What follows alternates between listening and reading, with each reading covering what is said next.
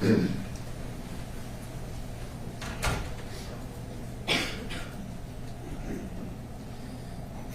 are back on the record in file 24-21841-FC, People versus Dale Warner. We are ready to resume our trial this morning. There is, as I understand it, one evidentiary issue that we need to address before we begin with respect to some photographs. Is that correct? That's correct, Your Honor. All right, Mr. McCready, if you want to address that now, you can go ahead. Thank you. So the people are seeking to admit photographs 254 through 258. They're of Detective Drewyor in a Canon safe. He will testify that this safe that he went to the store and took pictures of himself in is the same brand and similar size as the safe that is depicted in several photographs that have already been admitted from the spray barn. That was in the spray barn in the time frame of the crime here, late April 2021. He'll testify that he personally saw that safe and that the one that he took pictures of is approximately the same size. There is an issue that the bare picture itself does not, it's hard to tell what a human body would look like inside. How tight would it be, that kind of thing. And Detective Drewyor is obviously considerably taller than Dee Warner was, and the photos show, without any question really, that Dee Warner's body would have fit in the safe that was in the spray barn. In the defense opening, they have put at issue whether the defendant could have concealed her body with all the people on the farm and all the people moving around on Sunday the 25th. And also all the chores that he was accomplishing that day. The implication is, how could he have hid her body while he was doing all these things and all these people are moving around the farm? And the obvious answer from the people's side is he put her in that safe, which is in the spray barn, which is where our theory of the case is that he put her in the JCB at around 7, and that he welded her, and he took her to the spray barn at that point in time, and that he welded her in the tank later that afternoon. And so our answer for the time in between is that she's locked in the safe. We also have a clip that's already been, or a part of an interview that's already been introduced where they were going to introduce, today, it's going to be stipulated to, where he's asked in October about opening the safes on the property, and he acknowledges that he will open them. So for that reason, we think it's relevant. We've also indicated to the court the People v. Castillo case, which is at 230 Mich. App 442. It's a 1998 case. In that case, there was a demonstration padlock that the people introduced as a demonstrative exhibit. It was similar to the weapon that was supposedly used. There's a witness in that case who said they saw a silver or gray shiny object in the defendant's hand. The people's demonstrative exhibit was a different color, but otherwise similar. Other witnesses in that case heard a popping sound during the assault, and the victim had indicated that he saw the defendant carrying a padlock. And the court admitted that demonstrative exhibit as illustrative of the people's theory of the case, that the defendant had used a padlock in the assault. We've also cited a number of, or at least indicated to the court that we would be citing a number of unpublished cases. Granted, those are persuasive authority, not binding on the court. But in People v. Lewis in 2020, the prosecutor created a full-size replica of a grow room to show the layout of the grow room and how the various people were positioned and how certain things could have happened according to the people's theory given the layout of the room. In Bogseth in 2018, there was a distinctive hammer that was allegedly used that was not in evidence, but the people were able to use one as a demonstrative exhibit, a similar one. Ballinger, 2008, an AK-47. Brown, 2003, a rifle. Ganton, 2000, a cane sword. Again, these are weapons that were similar to the ones that witnesses said were used in various assaults. The last one I'd like to highlight is in 2017 in Batchelor. It was a murder case where there was an issue about whether the defendant had been let into the victim's home or had broken in. And so the people used as a demonstrative exhibit a video of the officer in charge using a credit card to open the victim's locked door. And in that case, when the defendant was arrested, he had credit cards on him, and there was testimony that the lock wasn't the greatest lock in the world. And so the court said that was a fine demonstrative exhibit where the people were attempting to show how easy it would have been to use a credit card to open the victim's locked door and ultimately get in to kill her. So I think all these cases show that where it's relevant to the people's theory of the case and showing, okay, here's a picture in this case of how we are alleging this could have happened. It's admissible. There's nothing unfairly prejudicial about pictures of Detective Drewyor in a safe, and so for that reason we would ask to be allowed to use those photos as demonstrative exhibits. Thank you, Your Honor. We object to the photographs as being irrelevant and, even if relevant, unfairly prejudicial because they're based on an assumption. So in Castillo, the issue was the padlock, but there were people who testified as to seeing a silver gray and shiny object in the defendant's hand, and while the person, when they were shown the demonstrative padlock, said it was similar but of a different color. So there was testimony about someone actually seeing that padlock. Likewise, in Ballinger, there was essentially a stipulation that the victims died as a result of multiple gunshot wounds, so then the gun became relevant, the demonstrative gun. Here, there's literally no evidence that Ms. Warner was ever in the safe.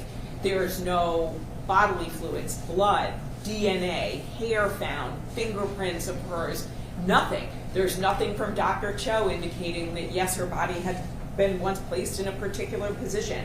It is entirely an assumption that she was placed in the safe. Nobody saw Mr. Warner use the safe, try to hide the safe, nothing about that. There's literally nothing to support this theory. And so to show a photograph of Detective Drewyor in there is unfairly prejudicial and irrelevant. If they want to talk about the measurements of the safe, that's certainly relevant. But to go as far as to putting a person inside of a demonstrative item, because all of these issues are someone, a padlock, a gun, someone trying to get into a door, right? All of those are the demonstrative items. Here we actually have a person in what they claim to be. I mean, it takes it a step farther where you have this reenactment with an actual officer in there when there's no evidence to support it.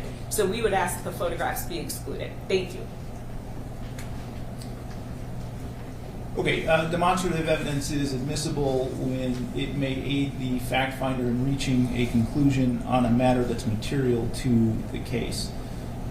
It must satisfy traditional requirements for relevance and probative value, and evidence is relevant if it has any tendency to make the existence of any fact that is of consequence to the determination of the action more probable or less probable than it would be without the evidence. In this case, I do think that the proposed demonstrative evidence is relevant. A question has been raised by the defense as to how Mr. Warner could have concealed Ms. Warner's body during the initial day after she had gone missing that Sunday, while there were numerous people walking around the farm looking for her. That kind of thing.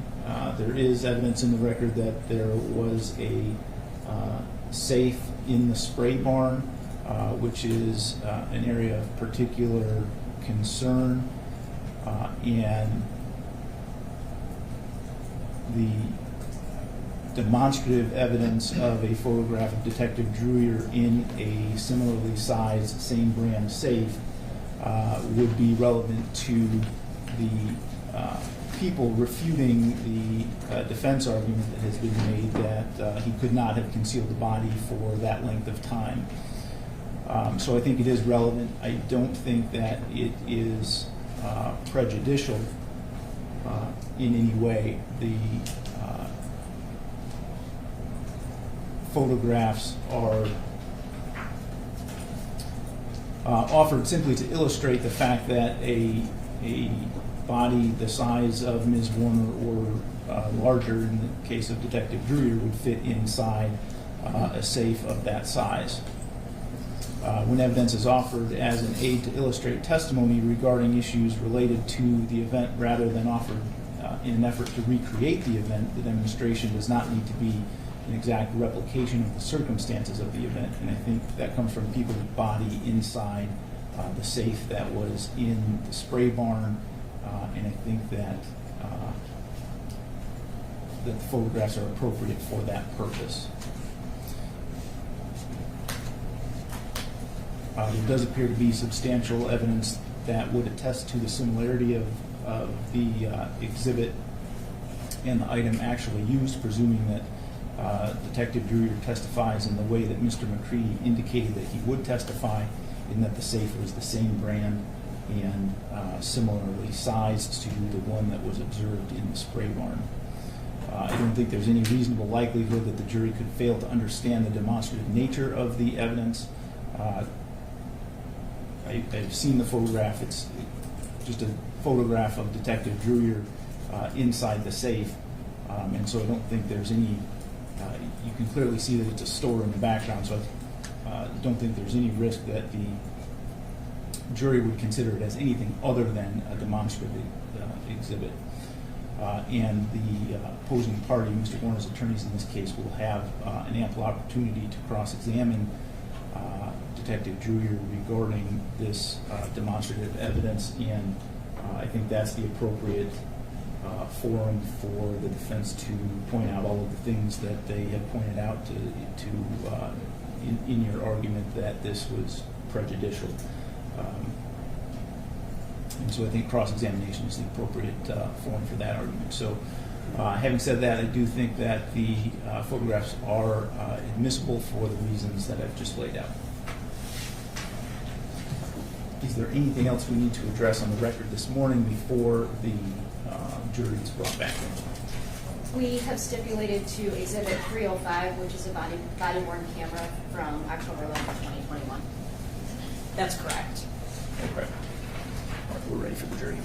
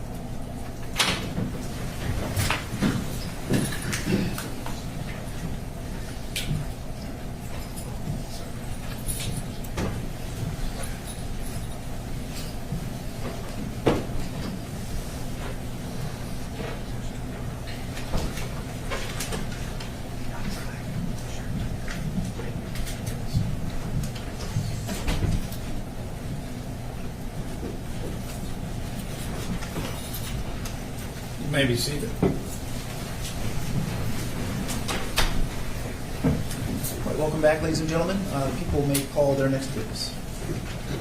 The people would recall Detective Lieutenant Daniel Drewyor.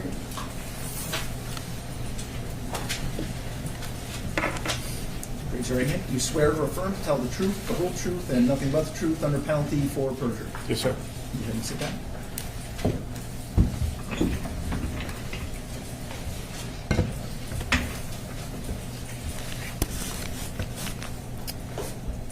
You've already stated your name and spelled it for the record, so I'm not going to have you do that again. We kind of talked a little bit briefly last week about some of the things you did. Some of this may overlap. I'll try not to do that too much. You discussed taking the investigation over in August of 2022, is that correct? Yes, that's correct. All right. And prior to that, you were part of a task force. Yes. When you became involved in this case, did you know Dee Warner? No. Did you know Dale Warner? No. Did you know anybody involved with the case as far as citizens went? No.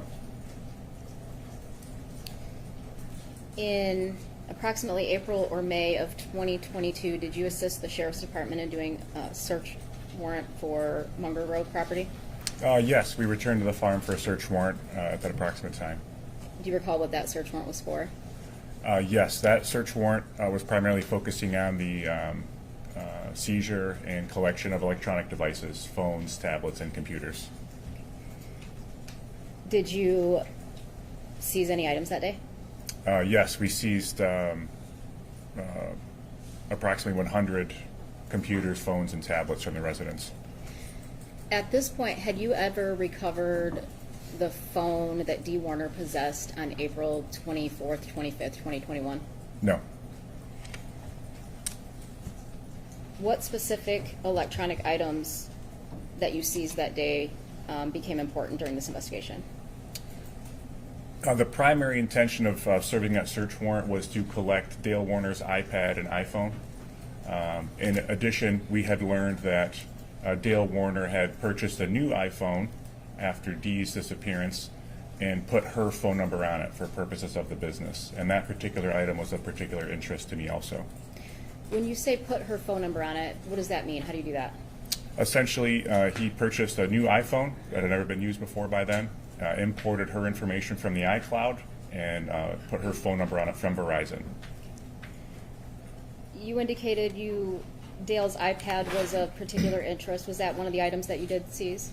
That's correct. And you indicated Dale's phone. How many phones did you seize of Dale Warner's? I can think of at least 2 phones that we seized, his current phone at that time, and at least one that he had used prior. There may be additional prior ones, but I can't recall. Okay. Did you recover the item with Dee's iCloud on it, the electronic device with Dee's iCloud on it? Not initially, no ma'am. Okay. What do you mean not initially? I was, for lack of a better term, it's a little bit uncomfortable when you're assisting another police agency because they're in charge still, but you're making recommendations as to what should happen. So in this instance, the Sheriff's Department's in charge, but I'm kind of there assisting. And I made contact with Mr. Warner near the dining room table, and we have a series of devices that we're collecting and seizing from the house. And I specifically asked him about this cell phone. I want the cell phone that has Dee's phone number on it, to which he gestures towards the table and indicates that we already have it. So the uncomfortable part is I'm not in charge and really in a position to challenge him on this to confirm, so I took him at his word at that time. But we later discovered that that was not the case. How did you discover that? I received a phone call. I can't remember if it was that same day or the next day, and it was Dale Warner calling to inquire about him being returned his iPad and iPhone that we had previously seized, but he was calling me from Dee's phone number. Okay. And how long after you seized his electronic items did he call you? I can't recall if it's the same day or the next day, but it was shortly thereafter. Okay. And you indicated the number that came up was the number for Dee Warner? That's correct. All right. And what'd you do? From there, I contacted my partner, Detective Sergeant Singleton. We returned to the Munger residence and made contact with Dale, inquiring as to that phone again. And did you get the phone at that time? Eventually, yes. What do you mean eventually? Upon making contact with Dale Warner and informing again that we needed to collect that device, he did not immediately cooperate and initially refused to do so. Okay. But you said eventually, so you eventually left with that phone with her iCloud information on it? That's correct. What did you do with those electronic items once you recovered them? Those devices were sent to what's called our CCU, or Computer Crimes Unit. What's the purpose of that? A witness from that unit testified last week. Essentially, they specialize in extracting information off of electronic devices and putting it in a format that allows detectives like myself to review. Okay, and so do they put that in a case and then do they always send it to you? It varies on, depending on the investigator, but the majority of detectives in my department would obtain that information from the analysts that work there, and they themselves would review it, and there might be some back and forth with those analysts to ensure that they're understanding what's been given to them. Okay. And when you send those to the lab, what do you get in return? What does the lab give you back? They typically provide you with a thumb drive or a hard drive, depending on how large the device is, how much memory you need. And from that, you're provided a computer program that allows you to select different pieces of information that you want to view on the phone, text messages, calendar, emails, photographs, etc. So essentially, the computer program organizes things in this program similar to how you would find them on the actual phone.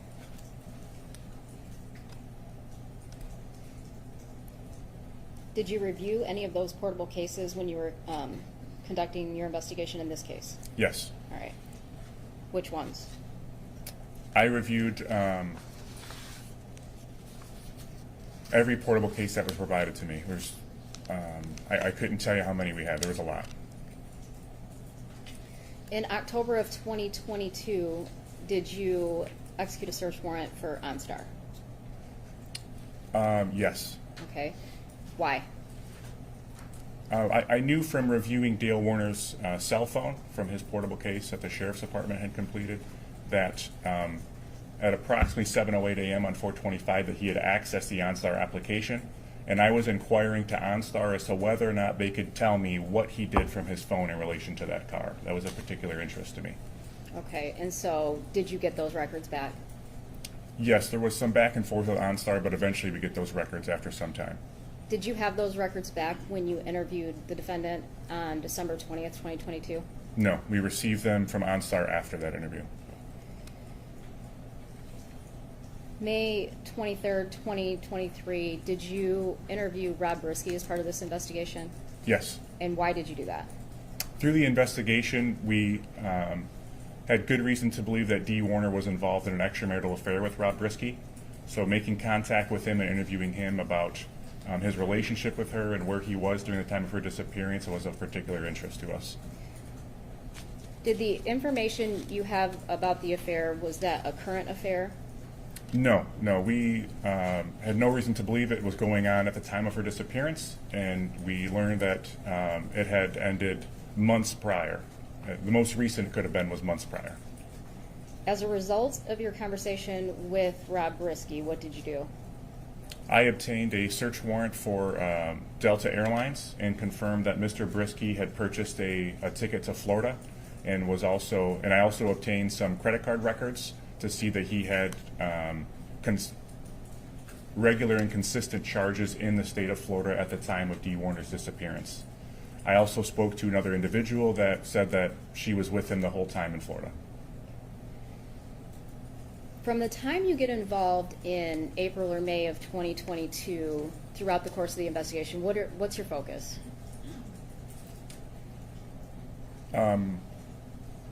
Throughout my time in this investigation, it has been focused on finding Dee Warner. So that could be in a number of different ways. If she's alive and well somewhere, obviously we want to find her. If she's not alive, we still want to locate her. So essentially discovering what happened to her, what caused her disappearance, and where she physically was. When you're looking for Dee Warner, describe the person you're looking for. Dee Warner is approximately 5'3", weighs approximately 140 pounds, with blonde hair. Throughout the course of your career, have you investigated suicides? Yes. Approximately how many? In the multiples of tens, I wouldn't quite say 100, but numerous. Okay. What about natural deaths? Yes, probably a similar figure. Homicides? A little bit less, but a similar figure, yes, ma'am.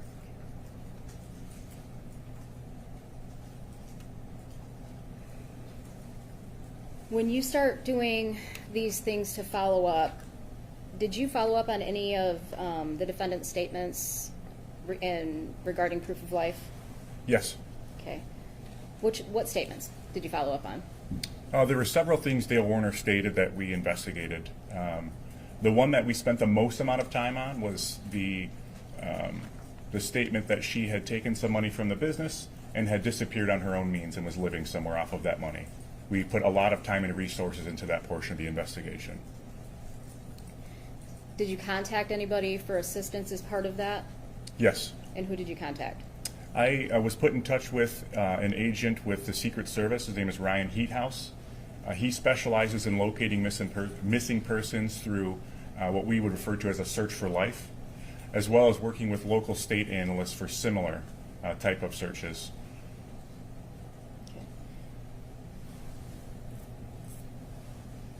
And doing those searches, did you find anything to lead you to Mexico or Jamaica or anywhere else outside of Michigan? No. What else did you investigate? As far as Mr. Warner's statements? Correct. Another statement he had made was that D. Warner had a prescription drug problem, and perhaps that had something to do with her disappearance. What did you do to investigate that? There were several things that I did to look into that matter specifically. One, I did search warrants and reviewed her Blue Cross Blue Shield usage, which is what her insurance coverage for her prescriptions, as well as her CVS records where she primarily filled those prescriptions. Separately, I reviewed records from something that is called MAPS. MAPS is a database that's used by healthcare providers and pharmacists to ensure that people aren't going to multiple doctors to get the same type of drug. It's something to help prevent people from abusing prescription drug programs. You can't go to Dr. A, B, and C and get oxycodone or Vicodin from each of them. Okay, and where did your investigation with the pills lead you?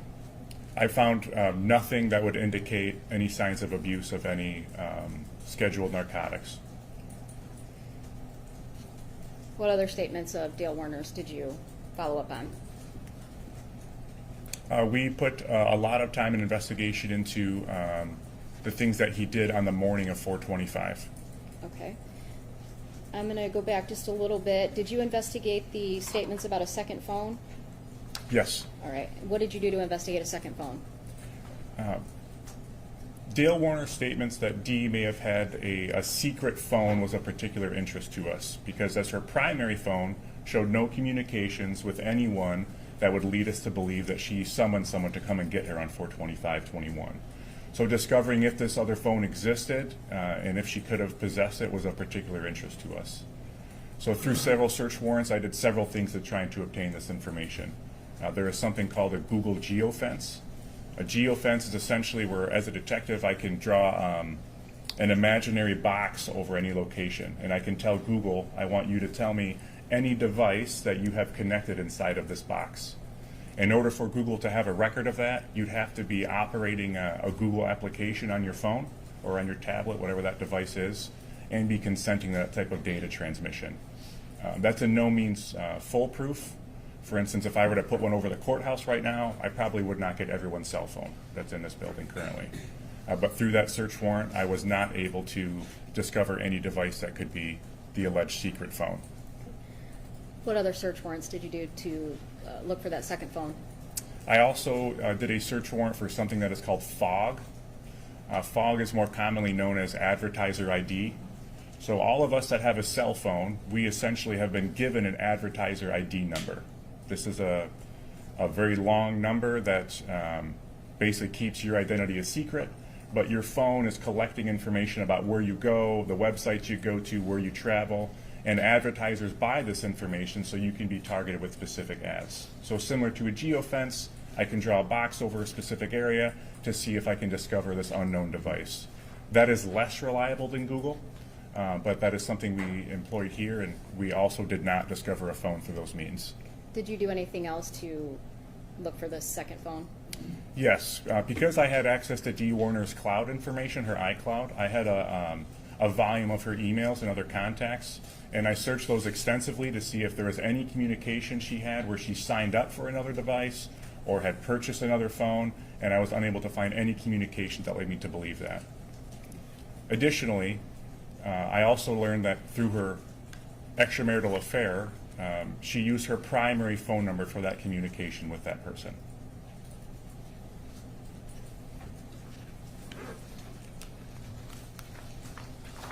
Why was that important to your investigation? In my experience, the assertion that somebody may have a secret phone could be indicative of someone having an extramarital affair. So for someone to have an extramarital affair but be utilizing their everyday phone number that everyone else would have would indicate that that secret phone is less likely to exist.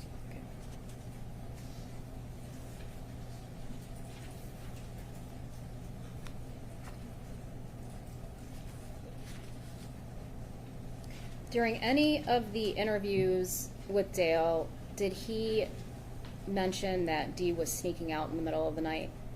No. Okay, and if you're investigating a missing person, is that important information to know? Absolutely. That would be an important piece of what I would call someone's pattern of life. Last week we saw items that were seized by the FBI, and in the exhibits 179 through 183, exhibit 192 and 193, which were the pink planner, the loose sheets, and the black planner.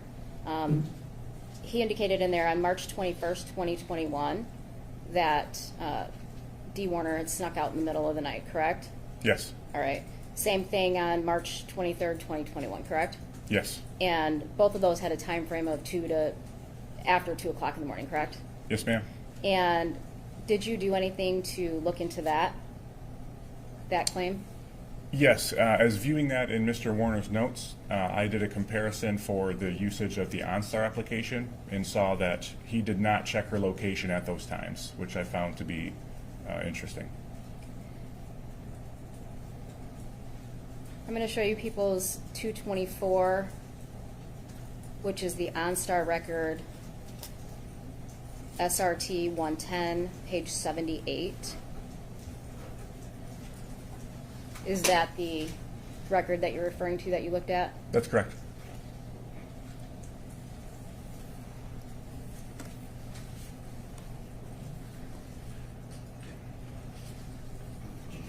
Again, in the notes from the FBI, the pages that were seized from Dale Warner in October of 21, the defendant has March 21st, 2021 in those notes after she snuck out, drug dealer, question mark. Has defendant ever mentioned anything about a drug dealer to you? No. Okay. Well, yes, I'm sorry, he has. Okay, to you or during the course of the investigation, or? Well, I guess I might maybe paraphrasing. He didn't use the term drug dealer. I think he used the term drug cartel. Okay, and when was that mentioned? That was in the interview with me in December. Okay, explain what you mean. When detailing what he believed happened to Dee, his wife Dee Warner, he stated that he believed that she escaped to Florida or somewhere near the border and had escaped on a secret $10 or $20 boat ride and was living in Mexico or Jamaica with the drug cartel. Okay. Anything else about any local drug dealers in Michigan? Not that I recall, no ma'am. Okay.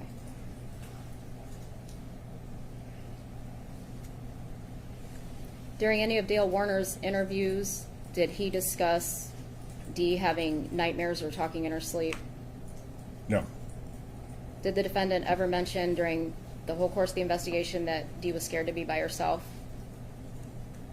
No. Did he ever mention that she would run to the window or door anytime a car went by or pulled in? No. Did he ever mention that Dee always said someone was watching the office on the hill on Carson? No. Again, all of these things being in his loose leaf pages, his notebooks and journals, do you think that would be something important to relay to an investigator investigating his missing wife? Objection, speculation. I'll withdraw the question. All right.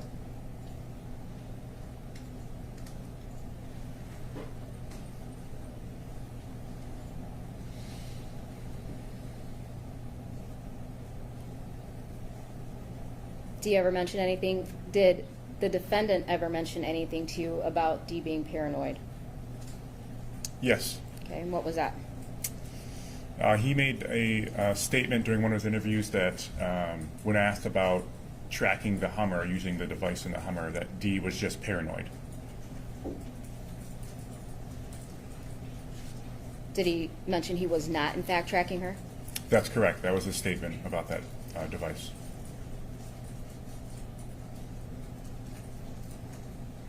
the black book that the FBI last week testified to, that was the text thread between Zach and D, Exhibit 191. Do you recall that item? Yes. Did you look into that item? Did you read those? Yes, I observed that in one of Dale Warner's devices. I can't remember if it was his iPad or his iPhone. I can't recall. Okay. And when did you observe that item in the phone?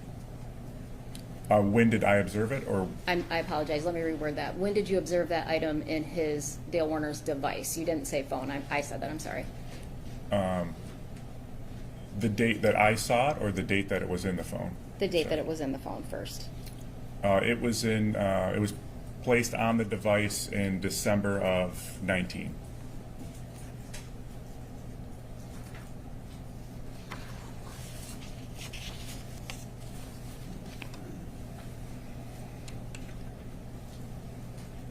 Detective Singleton testified that at some point you both came up with a theory about welding. Can you describe that to me? Yes, there was a video clip of Dale Warner in what we refer to as the old shop, or building number 1, in which he's looking for something near welding equipment, and as a car drives by, he moves to the side behind a truck and ducks down to see who it is. Okay, so is there anything else that came to your mind when you're thinking of this welding theory? Specifically with the date and time that it happened, we were just suspicious of what he would be doing with welding equipment on that particular day, the day that his wife goes missing. Okay. Did you, at this point, when you come up with the welding theory, do you remember when that was? We first started assisting in March or April of 22, and we took over full-time beginning of August of 22. It was sometime in between there, but I don't recall specifically. Were you still assisting the sheriff's department at the time? That's correct. Did you notify, well, who was the officer in charge of the case at that time? Kevin Greca. Did you notify Kevin Greca that you believed that welding was involved? No. Why not? Kind of going back to what I described as kind of the awkwardness when I'm at the dining table with Mr. Warner. It's not my investigation. I'm just making recommendations on what I've seen from their investigation. So I wasn't entirely sure it would be appropriate for me to air that type of opinion. And separately, we were very conscious of the fact that somehow information was being leaked from the sheriff's department. So I wasn't totally sure who I could trust there, to be honest with you. When you say information is being leaked from the sheriff's department, do you know if it was from the sheriff's department, or do you just know it was law enforcement? I know it was law enforcement. Okay.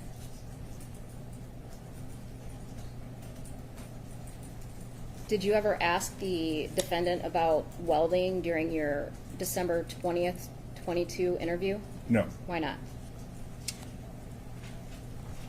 One, we still didn't have any reason to, it wasn't this aha moment as my partner described it. It was just something that was peculiar. And in every homicide investigation I've worked, there are certain facts that only the culprit would know about. And so you want to keep those pieces of information very close to your chest, because once you say it, then everybody could know it. So welding specifically, if it was involved, that wasn't something we were comfortable with confronting Mr. Warner with, based on the limited information we had at the time.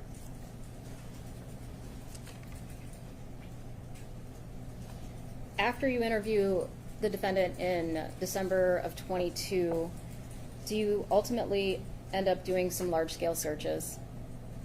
Yes, in May of 2023. Okay. And again, approximately how many acres did you search? I believe it was over 3,000 acres, but I don't have an exact number. What land did you search?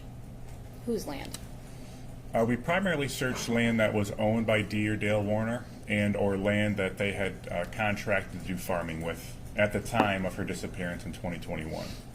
When you're doing these searches, how are you doing them procedurally?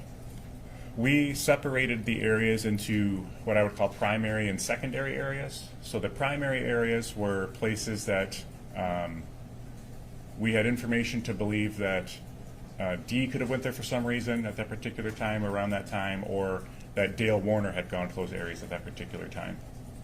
The secondary areas were the remaining pieces of property that were on that list. And the intention here is, through my time of investigating natural deaths and even suicides, when people are going to commit suicide, they typically go to some place that's comfortable for them. So in our mind, we wanted to make sure that we went to all of these properties to ensure that she didn't come to stop living on one of these pieces of property and was just laying there still undiscovered. When you're doing these searches for the approximately 3,000 acres, did you go by yourself? No, this was an operation, a detail that had 130 Michigan State Police personnel involved. Did you use any equipment to aid in the searches? Yes, depending on the specific parcels, we use ground penetrating radar, metal detection, some aviation, FLIR devices. We did some probing with cadaver searches, we did article searches, and eventually did some excavation in selected areas. Ground penetrating radar, what's that? Ground penetrating radar is a device that essentially sends signals through the ground and can detect if there's any disturbances beneath the top layer of surface. So for instance, if I were to dig a hole and bury a big rock and then put dirt back on top of it, that would show up as an anomaly using ground penetrating radar, which would be a sign of disturbance beneath the earth. And I believe you also said FLIR. That's correct. What is that? FLIR is a device that essentially detects the difference between temperatures of two different objects. So for instance, on a cold winter day, if I were to look at your house through a FLIR camera, the ground, the sky, parts of the house would appear very dark, but the windows and doors would look a little bit brighter because there's probably heat coming through those areas. So it's essentially going to highlight a difference in temperature between two objects. And I believe you said article searches. Can you explain what that means?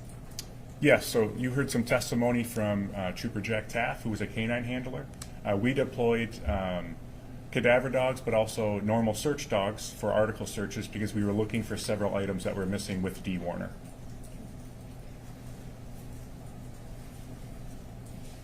What items were you looking for? She was known to be missing with her purse, her phone, her passport, her driver's license, what is referred to as her go bag, which had some makeup and hair products in it. And then you indicated metal detection. Correct. What were you using? We were using numerous different handheld metal detection devices on those searches. Okay. Why? We were still operating under the assumption that she could be welded inside of something and that it could be buried. And now you're thinking buried. Now you added the additional buried. Why do you think she's buried at this point? Aside from the copious amounts of land that Mr. Warner had available to him, he also had numerous pieces of heavy machinery. It would be easy to dig a hole and bury something. Additionally, I had discovered a Google query on his phone. I'm sorry, on his iPad. On his iPad. Okay. And why did that Google query make you think that it was underground? The specific thing that was queried through Google on his iPad was, I'm slightly paraphrasing, but what to do with a 1,000-gallon IP tank. So the information I had in front of me from that portable case we discussed earlier is it shows me specifically what was searched, and in this instance I also had a link to what was eventually clicked on. When I clicked on that link and viewed the video, it was essentially instructions showing you how to bury a tank of that size.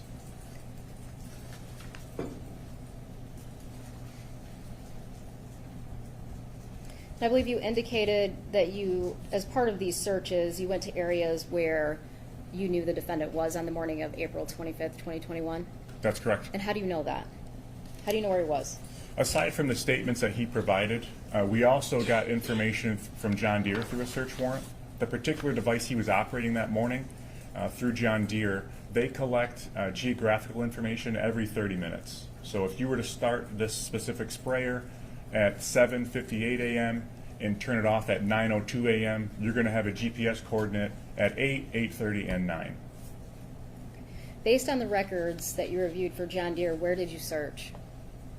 The priority areas based upon that, there was a property just south of the residence, what's been referred to as Leroy Sealers, where he did some spraying for a short time. and also a property in Onstead and a property in Brooklyn. Describe, is this all farmland that you're searching? The vast majority of it. Some of these plots of farmland would have a lining of trees on one perimeter, or I can think of one particular area that has like a cell phone tower in the middle, and underneath it are big boulders piled up underneath. But the majority of this land is tillable farmland. Were there any bodies of water on the land you were searching? Yes. Okay, what types of bodies of water? These pieces of property had little runoff creeks, streams, ponds, bogs. There were a few properties that were maybe not a part of this search, but almost as big as a small lake. And you indicated that that was in the first week of May 2023? That's correct.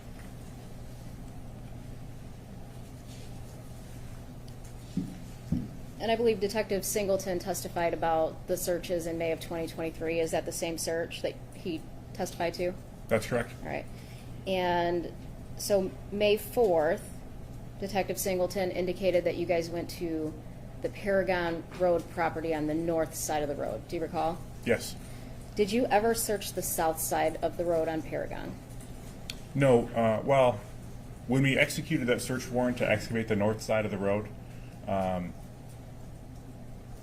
I'm near certain I stepped foot on the south side of the property and looked around, but simply just because we were there and it was the same parcel. But we did not do an extensive search at that time. And at the time that you go to the Paragon Road property, are you still operating under the assumption that she is underground somewhere? That's correct.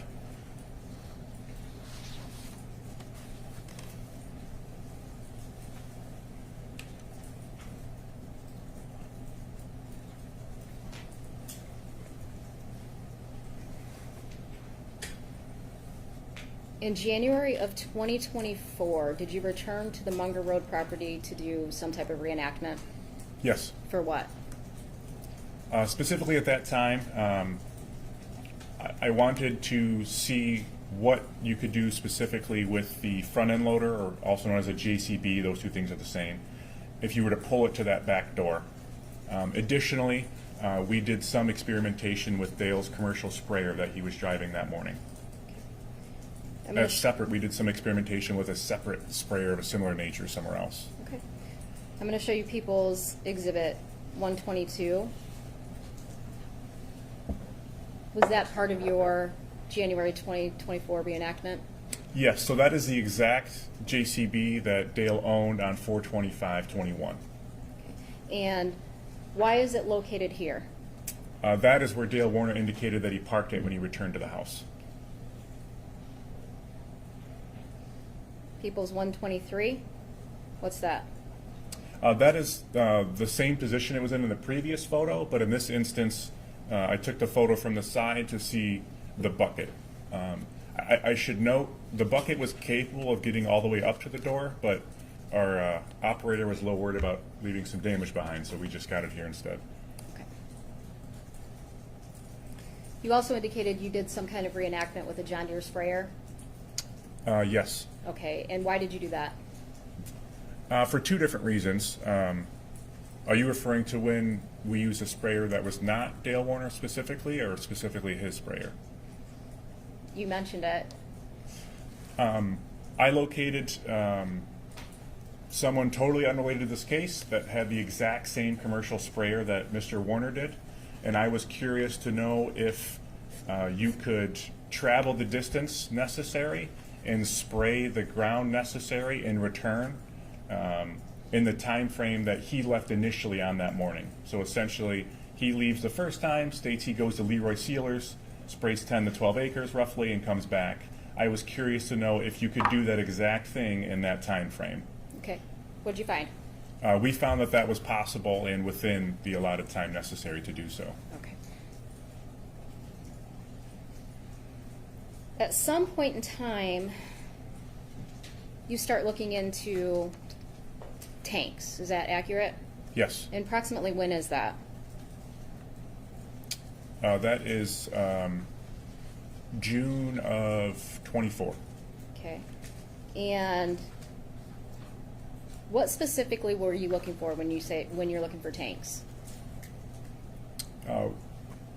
At that time, I felt as though we had exhausted the type of searching that we could do. So to revisit this welding theory, I decided to try and discover what metal objects were on the farm at the time of 4/25/21 that could have disappeared and somebody would not notice. So in other words, if she was put inside of something metal and welded, what could have been used that people wouldn't have reported, hey, wait a minute, this is missing now, which ultimately led me to the search for anhydrous ammonia tanks.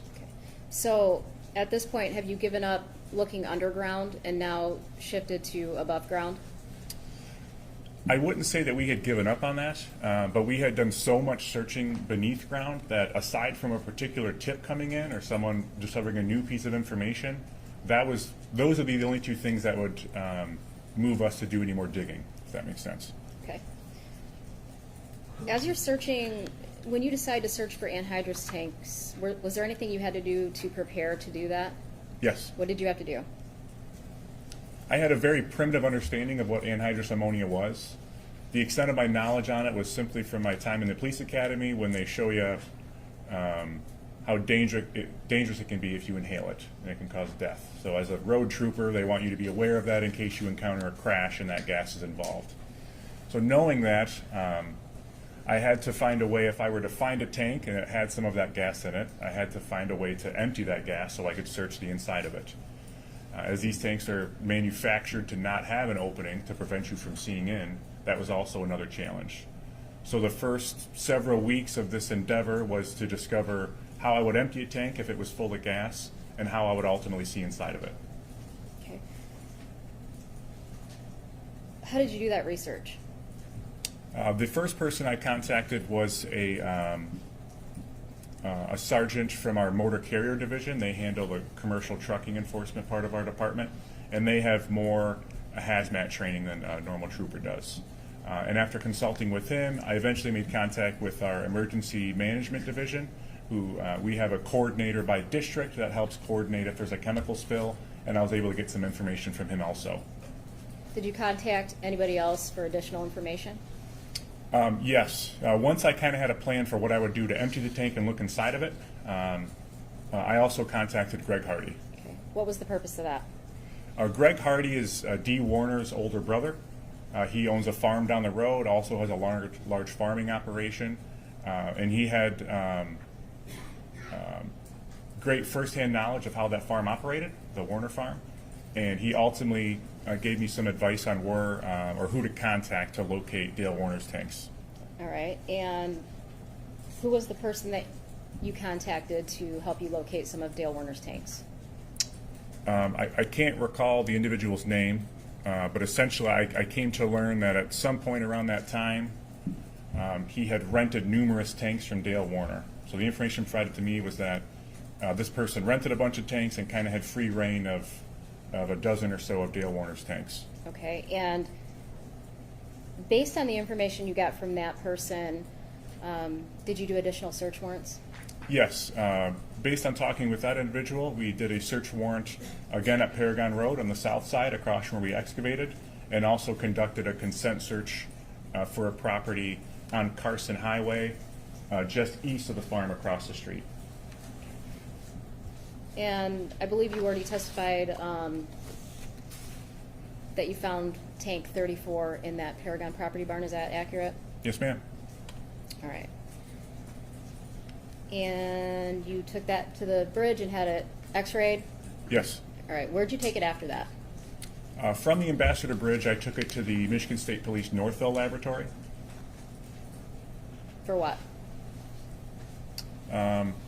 Ultimately, at the time, I was trying to find a place I could store it, which is a different story, but eventually they agreed to process the exterior of the tank for fingerprints. Okay. When you say they, are you talking about the lab personnel? That's correct. All right. Where'd you take it after that? From there, it was escorted to the Michigan State Police Monroe Post for secure storage until we could, at this point it's 7 or 8 p.m., so we weren't unable to get into the feat of opening the tank, so we stored it overnight there until we could start the next morning. You arrive the next morning. Who do you bring back with you so that you can open this tank? Although I had scaled the tank the previous day to confirm the weight and give me an indication if it was empty. And I had x-rayed it, which also showed there was no gas in it. Otherwise, the x-ray would have been solid. I still wanted to make one more confirmation that the tank didn't have any gas in it. So we contacted someone that works in that field locally, an independent contractor, who came to the post to aid us in an evaluation. Okay, and did he observe that tank? Yes. What did he do to determine if it was empty? He gets out of his truck, walks over and knocks on it, and makes a statement like, "Oh, it's empty," and grabs a wrench and takes off one of the valves on top, and then sticks his face up to it and inhales and says, "It's empty." Okay. Who else is present? At that time, I was with him and several other state police personnel. Did you have the fire department there? Not just yet. They arrived a little while later. And why'd you have them there? I asked the fire department to come for a couple different reasons. For one, I had to consult with a private contractor who ultimately came and helped us cut open the tank. This is someone that works for a private industry. So when you're operating heavy machinery like that, especially on state land, the state police takes on some liability. So I wanted the fire department there for medical reasons. But additionally, I don't want this to be taken the wrong way, but we had battled with media coverage in this case throughout my time investigating it. The media's covering it. It's an important case to them. They want to stay informed. And because of that, I was very concerned that if word got out that we were opening this tank, that the media would show up. So the way this post is situated, I was only able to put the tank in a position where I could conceal two sides of it. So if you could imagine the building being in front of me, I can put the tank up against the building and you won't be able to see it from this direction. You won't be able to see it from behind me, but you could see it from over here. So in part, I asked the fire department to bring a fire truck and park it on this side, just in case the media showed up, nobody could take photos or video from the road. Okay. Additional reasons that you had the fire department there? The lab requested that they be present in case there was any toxins inside of the tank. So after you've determined that the tank is empty, what do you do? We had contacted a private company to come and help us open it up. We elected to make some cuts into the end of the tank that was still factory welded, so not the post-factory weld that we had discovered. I wanted to preserve that for evidence. So the first thing I asked them to do is to cut me a small hole so I could see into the tank. So as he's cutting this open, who's all standing right there? Me, the gentleman that's cutting it, I think he had a partner with him, and there may have been a fireman nearby and another state trooper. Did you have any protective gear on, any face masks? No. Okay, and did the gentleman that was cutting open that square for you to look in, did he have any face mask or protection? No. Okay. After he cuts that square open, what do you do? He made one initial cut, and I think I asked him to make it a little bit larger just after that. But my intent with this opening is I wanted to see inside and take some videos and photos on the off chance that when we're finishing the cigar cut, if you will, to open it completely, I was worried that we would disturb the contents. So I wanted to get some photos or video of the interior before there was a chance for that to happen. So you stated that he cut the end off, cigar cut. What do you observe when he cuts that end off? There is something wrapped inside of a blue tarp, and there's also a piece of steel, maybe about this big, that I later learned to be a baffle. A baffle is something that would sit vertical inside of the tank that when you're driving would help keep the liquid from sloshing back and forth, essentially. Okay. There's People's 108. Is that the item that you're describing? Yes, the baffle is that square piece in the bottom, and the blue tarp is the other item that I described. All right. After you make these observations, what do you do? From there, we started to remove the blue tarp from the tank. When you say the blue tarp, are you just removing the tarp, or are you removing the whole The human contents? remains inside of it and the blue tarp at the same time. All right.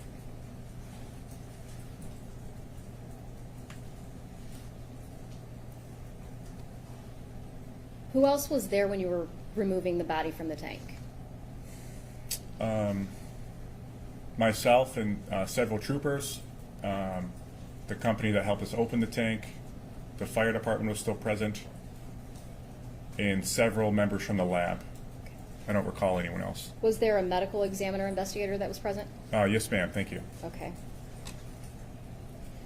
After you pull her body out of the tank, what do you do with it? At that point, the medical examiner is in charge of human remains. So they essentially take legal custody of it. It's the human remains in the blue tarp are placed directly into a body bag. That is then sealed with, it's not a lock, but a seal with a label on it, so we know that it was closed and not open until the actual ME starts their autopsy the next day. And from there, it's escorted to the medical examiner's office in secure storage. From the time you take the body out of the tank until you place the body bag on it for the ME, did you take any of the tape from the tarp or any other items? No, we're not allowed to. Okay.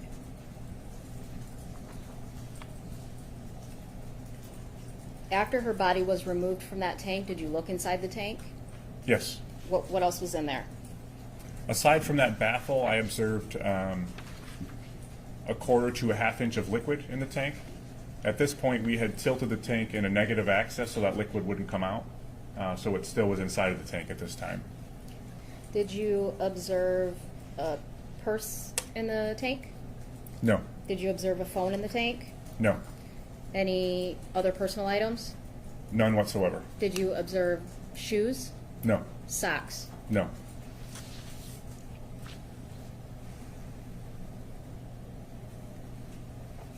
Did you attend the autopsy? Yes. Did you watch Dee Warner being taken out of the body bag? Yes. Were you present when Dr. Cho opened up the tarp that contained Dee Warner's body? Yes. What did you observe inside the tarp? I observed the remains of an adult female wearing pajama-like clothing wrapped in duct tape. There were a few small pieces of jewelry on her person, and she was barefoot. No socks? No socks. No shoes? No shoes. Did you, after the autopsy, what did you do?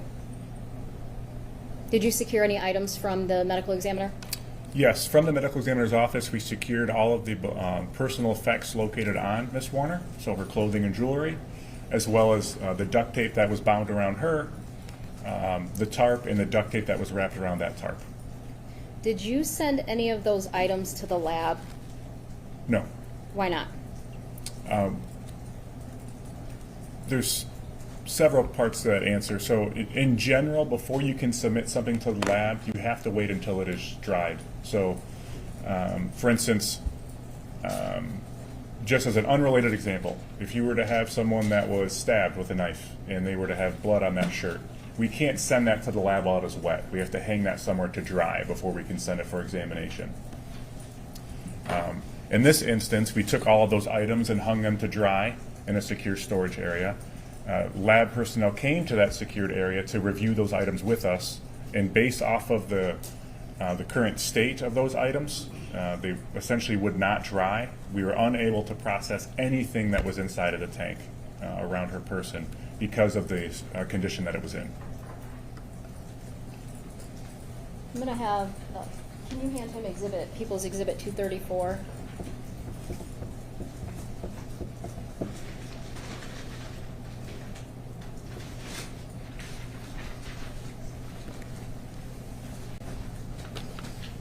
Sir, I've handed you People's Exhibit 234. Do you recognize that item? Yes, ma'am. Okay, and what is that? This is pieces of tape that were located inside of the tank, Okay. duct tape. All right. And where has that item been located since August of 2024? We have a secure storage facility near our headquarters in Diamonddale, near Lansing. Okay. Inside, outside, where was it located? It's been in a large steel shipping container. Essentially, all these items have been hung to dry, essentially, since then. And is that duct tape, is that dry today? It is dry. So in order to present it to court, it has a very strong odor, so I couldn't put it in a paper bag or produce it outside of this plastic bag. In order to prepare it for presentation today, we have attached it to this piece of cardboard just so it would stay upright and sealed it in this plastic. And just from sealing it in the plastic within days ago, you can see some mold and bacteria growth because it's still moist. It's still not dry, unfortunately. And is that why you cannot send that item to the lab? Because it refuses to dry, yes ma'am.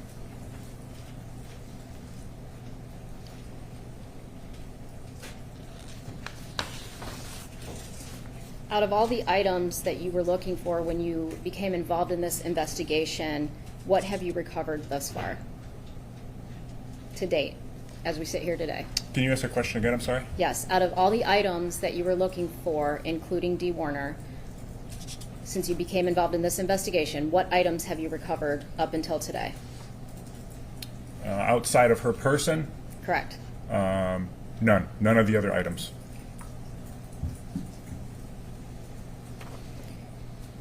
After you discovered D. Warner's body, did you reach out to somebody to ask questions about the welds? Yes. And who was that? I made contact with a welding expert by the name of Justin Schmidt. How did you get Justin's contact information? Through my time specifically investigating homicides or other more serious crimes, it's not uncommon for us to reach out or try to find a local expert in a specific field. I can think of a death investigation I had that involved very nuanced medical data, and I reached out to a university, and a doctor there agreed to review records for me. In this instance, it was no different. I essentially looked up the local higher ed and came across Justin's name and just reached out to him. Did you know him prior to contacting him in August 2024? No, when I called him, neither of us had ever heard of each other. After speaking to Justin, did you execute any additional search warrants? Yes. All right, and where was that at? After speaking with Justin, we executed a search warrant back at the Munger farm. And I don't recall the specific date, but I'm near certain it was in August. August of 24? Yes, ma'am. All right. When you go do this search on Munger Farm, what's the procedure? Specifically for search warrants? Correct. So typically for a search warrant, you're going to secure the area that you're searching. Depending on that type of area and what you're doing would dictate the type of resources that you need for that. Okay. On this particular day when you did the search on Munger Farm, tell me how you conducted that. In this instance, at that time, Dale Warner's adult son, Jaron Warner, was residing at the residence on and off, depending on whether or not he had his younger sister, Lena. And based upon that, I would typically call him between 10 and 15 minutes before we arrived at the residence, which is not common practice. The reason why I would do that is I was very confident that nothing that we were looking for could be disposed of in that time before I arrived. And to be frank, Angelina had been through so much. If we could avoid her seeing a bunch of police back at the house again, I wanted to avoid that as much as we could. So in this instance, I did something similar to that. What items were you looking for when you went back to the Munger Farm? When we go back to the farm, we wanted to thoroughly investigate the type of welding equipment that was available, as well as chains, hooks, tarps, duct tape, paint. Okay.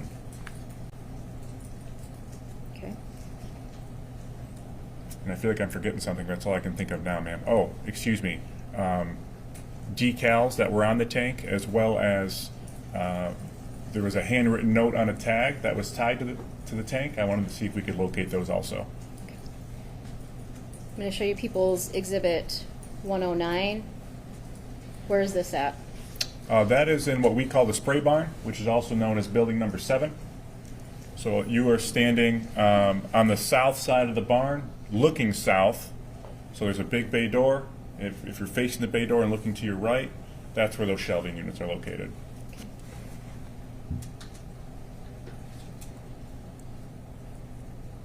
And if I may, ma'am, we also seized the trash can lid that I just saw in the photo. Okay, thank you.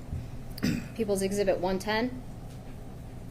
That is one of the cabinets that was previously pictured, and if you look in the door pocket down to the left, there's a dark blue container. Inside of that is a roll of black duct tape.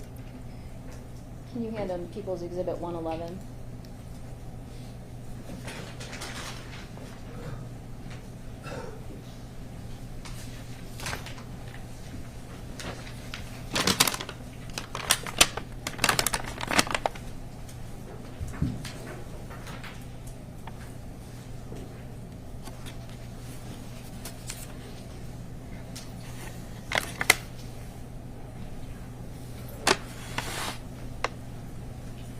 Great.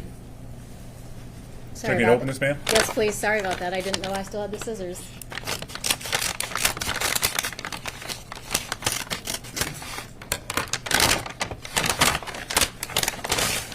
Roll of black duct tape. All right. And did you observe, where did you find that particular roll? That was the one that was just pictured. Okay.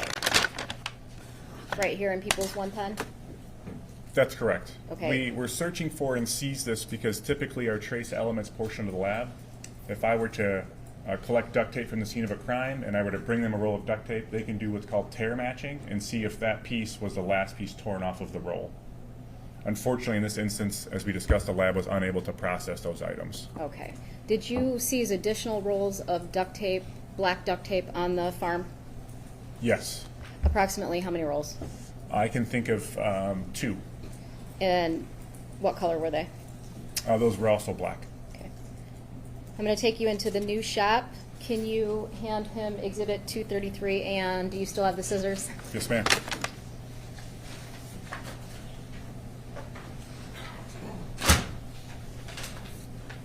Thank you.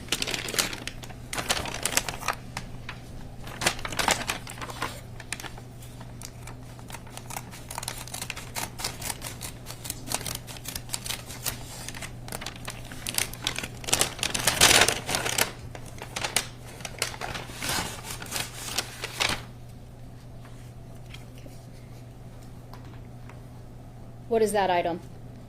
This is an ammonia decal that is similar to the one that we discovered on the tank when we discovered it. Where did you get that item from? There was a storage desk, kind of looked like a drafting table with wide, narrow shelves. And inside of those drawers, not shelves, I'm sorry, inside of those drawers were a series of stickers just like this inside of the new shop, which is also known as building number 5. I'm showing you what's been marked as People's 116. Is that the location that you found those? Yes, ma'am.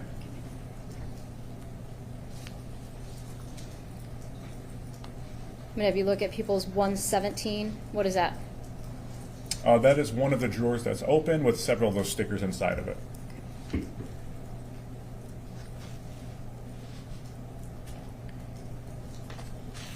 You hand him Exhibit 119, please.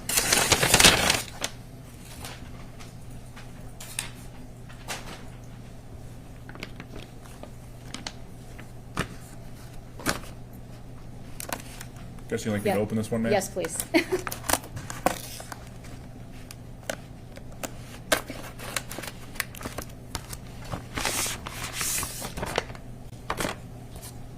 Can you identify what that item is for me?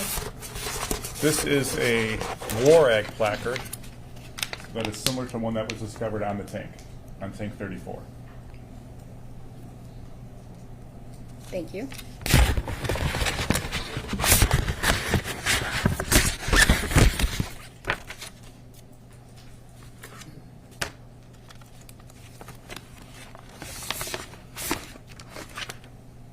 I'm going to have you look up at the screen at item People's Exhibit 120. Do you recognize that?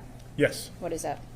That was one of the drawers that just had miscellaneous number stickers that were similar to the numbers that we found on the tank.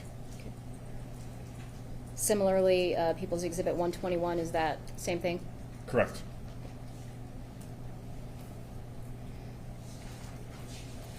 Also in the old shop, People's Exhibit 159. What is that item? That is the welder that was previously described and testified to.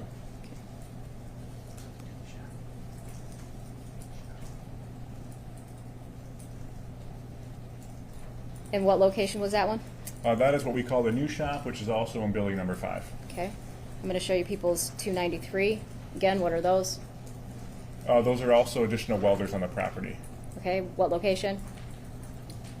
I believe that's also the new shop, building number 5. All right.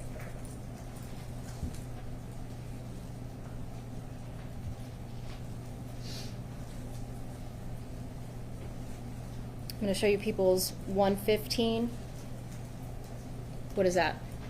That is inside of the old shop, so building number 1.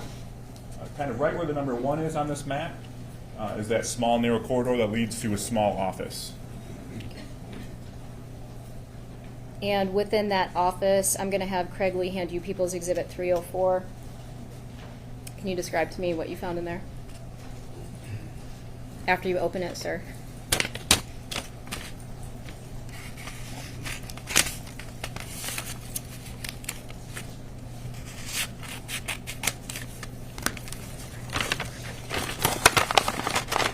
Inside of that office, we located numerous of these manila tags, which match the type of tag that was on the tank with the handwritten note on it. On tank 34? That's correct. Okay.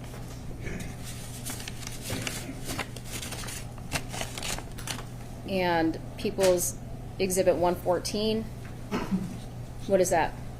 We located several blue tarps, and that is in the dry barn, which is building number 2. Do you recall approximately how many tarps you located on the property? I think there were at least 2 in that building and a third one that was green in the wet barn. What are you just calling the wet barn? I'm sorry. I'm sorry, the wet barn is number 7. Okay. Now, during Detective Singleton's testimony, he discussed going to the property room and taking some paint samples. Where did those paint cans come from on the property? I seized those paint cans from the metal shelving racks in the back of building number 1. Pretty much right where my finger is. And how many cans did you seize? I seized 3 cans, and there was also like a food container with a lid of some paint poured in it. How many times do you think you had been on the Munger property previous to executing this search warrant in August of 24? How many times in total? Correct.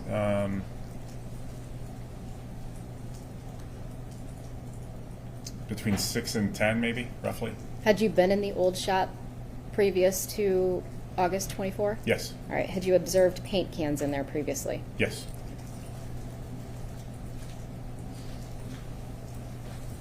While you were executing the search warrant, did you look for any safes on the property? Yes. Specifically where? I looked in the building number 7 and building number 5. Okay. I'm going to show you People's Exhibit 89. Is this the safe you were searching for? Yes. Okay. And you said also building number 5. Why did you look in building number 5? So this photo was taken by someone before I was involved in the case in the initial search the week of 4/25/21. Later, when I get involved in the case, that same safe with that same blanket, I personally observe it in building number 5. People's Exhibit 88, is that the Yes. photograph? Okay. Do you recall when that was that you observed it in that separate building? May of 22, I think. I'm not certain. Okay.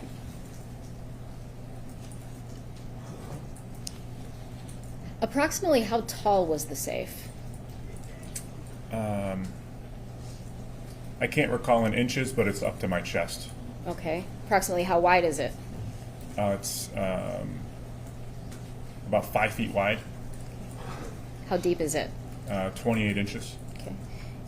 You indicated it stood approximately up to your chest. How tall are you? I'm 6'7". Okay.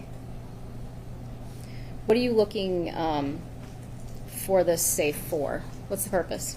The reason why I was looking for that safe when we returned for that search warrant is there were not many, if any, other objects inside of building number 7 the week of 4/25/21 that you could hide a body in, with the exception of this safe.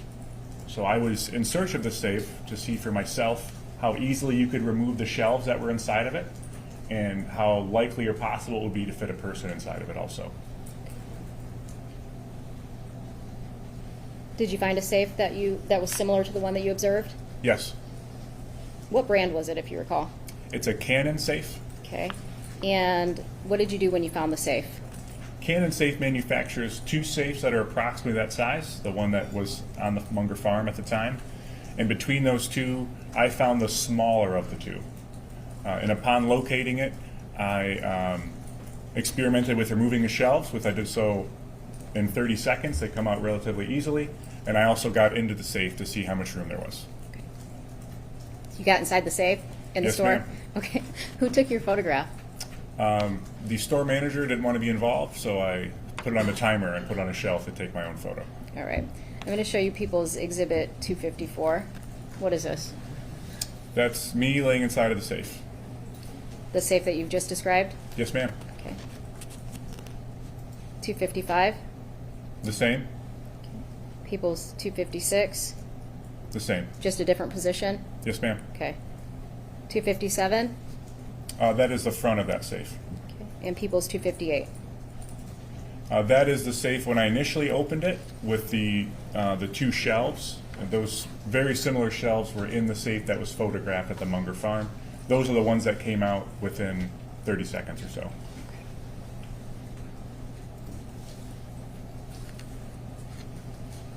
Had you previously watched some body camera footage regarding the safes on the property and the FBI, how they got access to those safes on October 11th, 2021? Yes.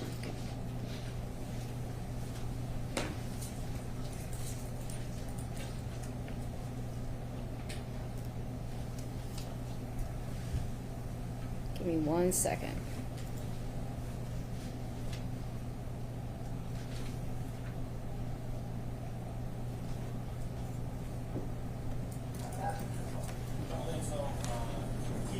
Anything we might need to. He's doing everything. Okay.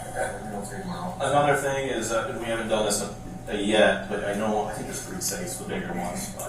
Either I'll escort you to them, you open them, and that's it. Plan B is our tools, our key. You don't want us to use our key now, so. Yeah. But I mean, Yeah. And at that time, he indicated to, was that Detective Greca on the body-worn camera? Kevin Greca, yes, ma'am. Okay, that he would open those safes? Yes. Okay.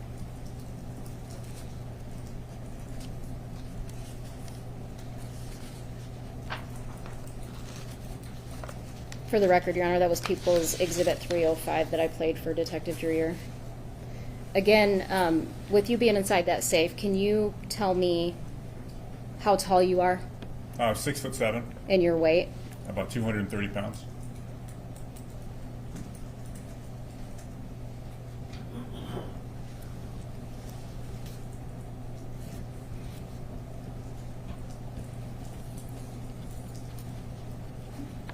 Did you indicated that when you first took the tank, you took it to the Northville lab to be processed for prints? Did you hear anything back from the lab regarding those prints?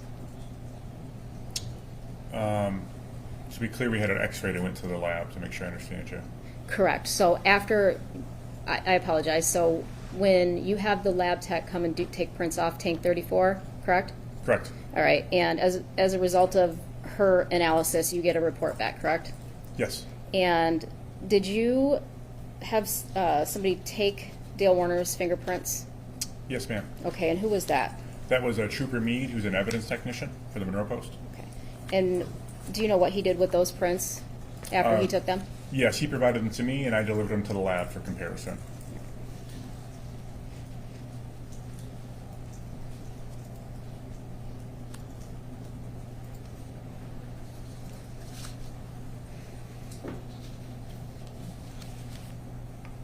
Did you observe any additional surveillance footage after finding the body of Dee Warner? Yes. How much? Not as much as my partner, but a good amount. Okay. We watched a lot of footage with Detective Singleton earlier in the week, and do you recall seeing Dale on the JCB after the 6:39 time frame of the tank appearing in the background? Is he on the JCB after 6:39? Do you recall seeing him on the JCB after 6:39 with Ivan? As far as I recall, Ivan uses it for trash, if I recall correctly. Okay. All right. I'm going to show you the old shop front three. It's 4/25/21 at 6:39 p.m. And where's this located? This is in building number 1, the old shop. Okay. And I paused it because the next time it activated, it's 6:46 on the screen. All right.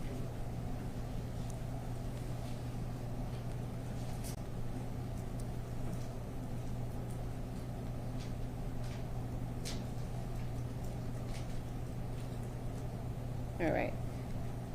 And did you recognize who that was getting off the JCB? Dale Warner?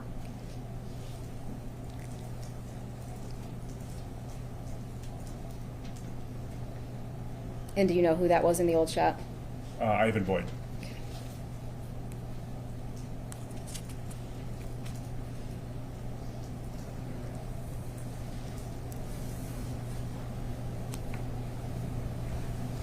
Did you look at any additional drone images or footage from the 427 search? Yes. Okay.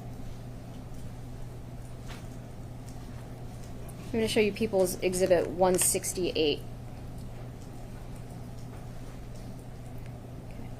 Was there anything during the course of your investigation that stood out to you about this photograph? Yes. All right, and what was it? There are, it's difficult to describe from this photo, but there are tracks through the grass leading around to the back of the burn pit. So if you were to start in the burn pit where the white tank is and go to the right around the other debris and back down towards the right-hand side of the screen, those tracks continue through the grass. And they head toward the direction of building number 7. There are not tracks that lead directly to that by no means, but you can see tracks around the grass heading towards that direction, and they lead essentially up to where the area of the tank is. Okay. So essentially, would it be on the north side of that tank? That's correct. And So then- there's something blue south of the tank, just to orientate. I'm sorry. Yes, so on the top of the top of the tank side, you can see the tracks leading up to it. Okay.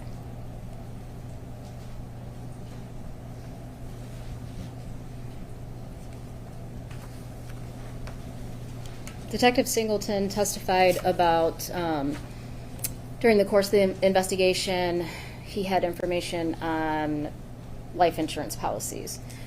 Were you the person that did the search warrant for those? I'm near certain, yes ma'am. All right. And did you find information for April of 2021? Yes. How many policies did you find? There's 2 life insurance policies for D. Warner. And who was the beneficiary in April of 2021? Dale Warner. Throughout the course of the investigation, did you learn any phone numbers for witnesses? Certain witnesses? Yes. Did you learn Stephanie Vogel's phone number? Yes. Did you look through the defendant's call records to determine what time Stephanie Vogel called the defendant? Yeah, she called him at 10:31 a.m. on 4/25/21. Why did you want to know that? I'm sorry. He indicated very consistently that the first time he knows that D. Warner is missing is when Stephanie calls him, and that occurs at 10:31 a.m. Has he ever indicated anything different about how he found out that D. Warner was missing? No, he's been very consistent in that fact. Throughout the course of the investigation, have you had communications with family members or given updates to anybody? Yes. Who?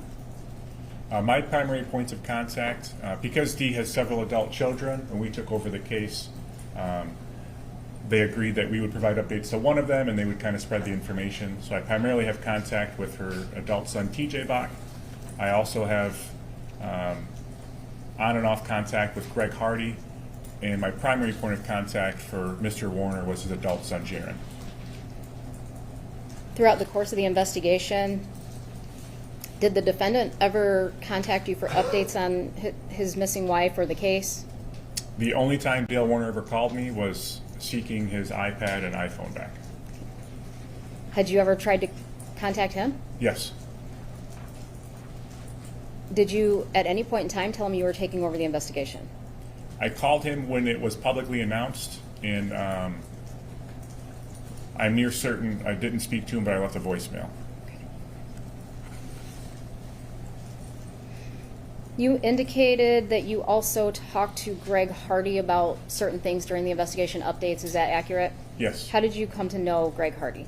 I came to know Greg Hardy through the investigation as Dee's older brother. And did Greg Hardy give you tips throughout the course of the investigation? Yes. Like what? Greg Hardy gave me tips about certain pieces of land that he thought merited investigation, primarily areas that he thought we should excavate and do digs at. He gave me a tip about where Dee's wedding ring currently was. It has never been located since the week of 4/25. He would call me with kind of the local gossip, more gossipy tips that really sometimes don't really have any relevance towards evidence. Did you follow up on every one of Greg Hardy's, what he thought could potentially happen to his sister? No.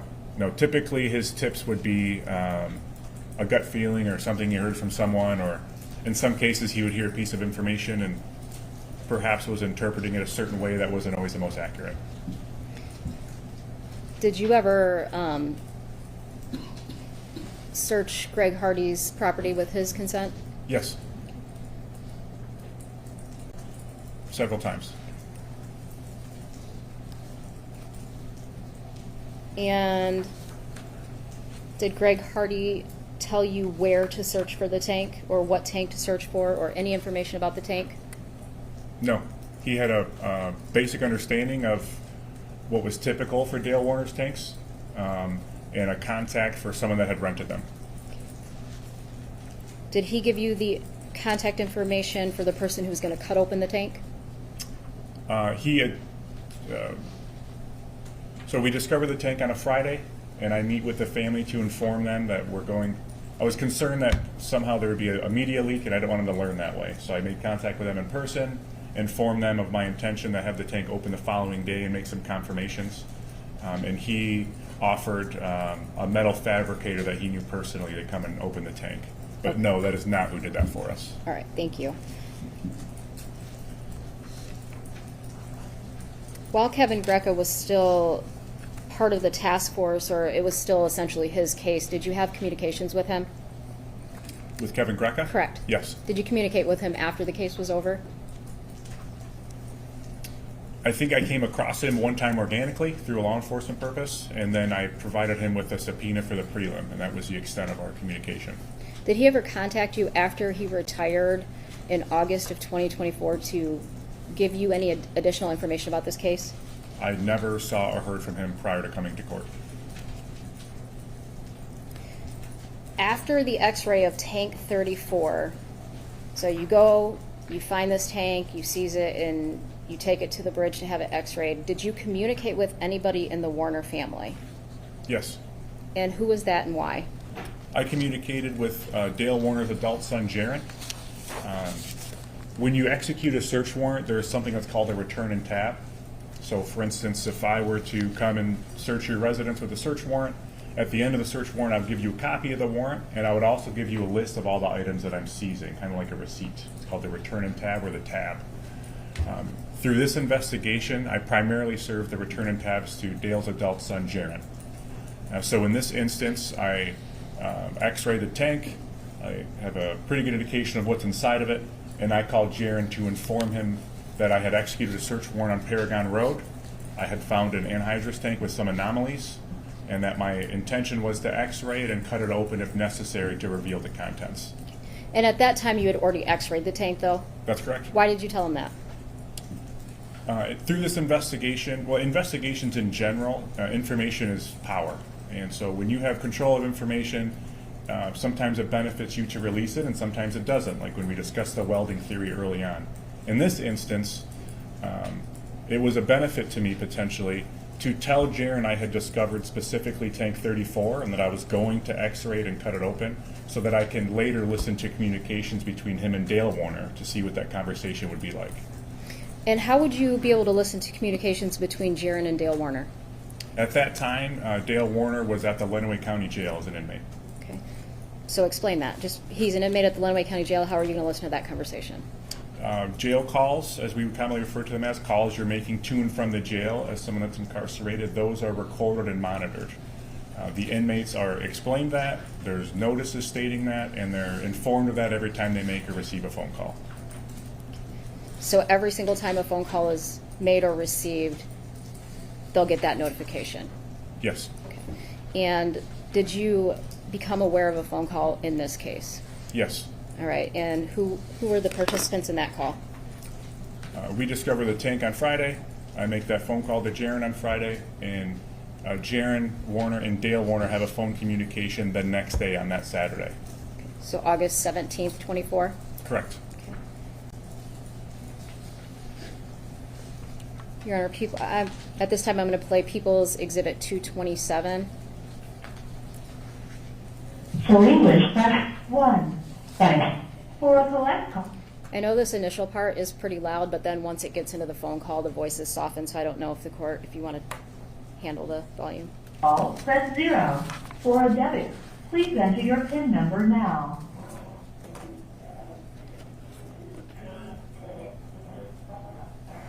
At the beep, repeat the phrase.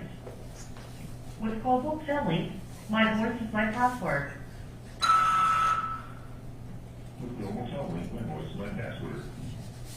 Please enter the area code and phone number you are calling now.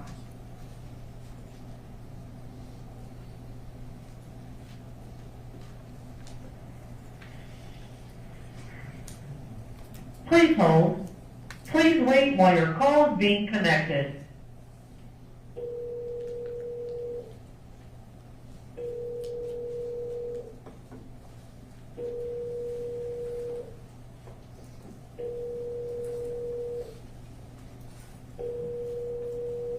Please hold.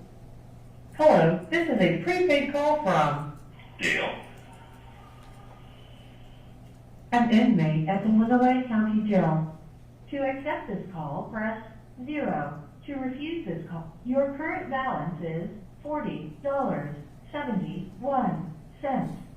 This call is from a correction facility and is subject to monitoring and recording. Thank you for using GTL. Hello? Hey, Jared. Hey, Dad. How's it going? No, just gotta eat lunch, so. Great to call. I wanted to talk to you separately without leaning around.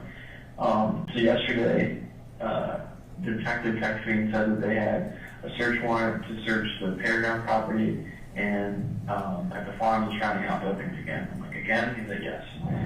So long story short, they took an hydrous tank from the Paragon property and they're taking it to get x-rayed. And if they can't get results of the x-ray, they're going to cut it open to see if there's any samples inside of it.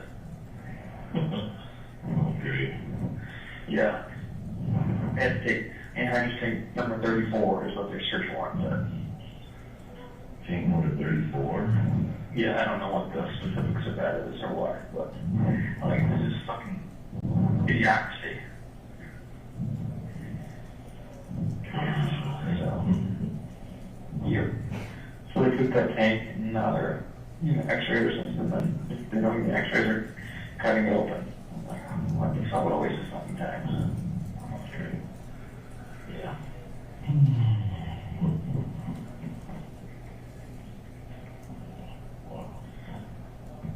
That's not good.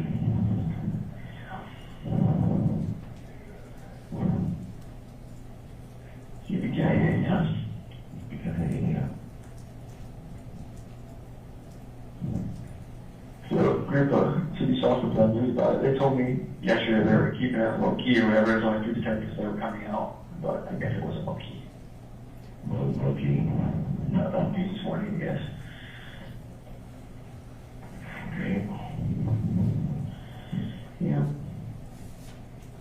Some more bullshit. So when did they do this, yesterday? Yeah, yesterday. Maybe give you the search warrant. They said that they see something, but then it's what they see, like 11 o'clock at night, they found me. Emailed me the search warrant. It said that they're going to understand 34.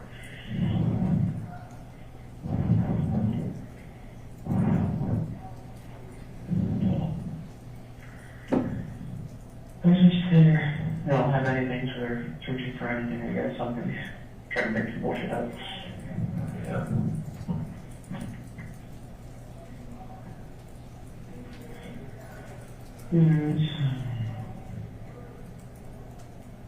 So which one, I think 34, is that the one we painted, is that the one we painted up with the new details or something? I have no idea which one it is.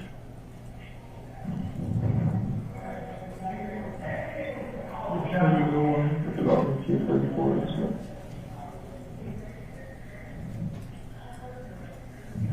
Send stuff to Mary, so she'll talk to you about it whatever later, but.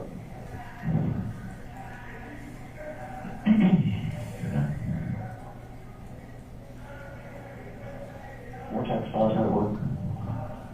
Yeah, it would. Nothing more tax dollars, how to work. Okay.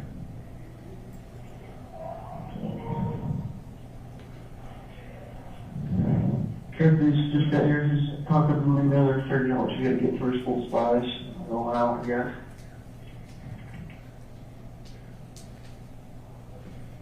Oh, good, no, that's fine.